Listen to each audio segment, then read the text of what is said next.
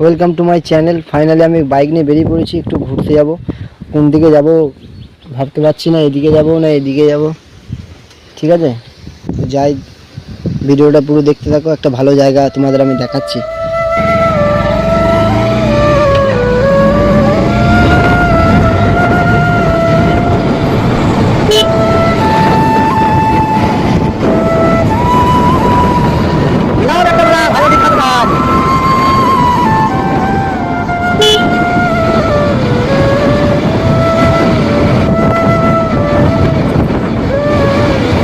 Local রাস্তা বেশি জোর চালানো যাবে না, ফুটে যাবে।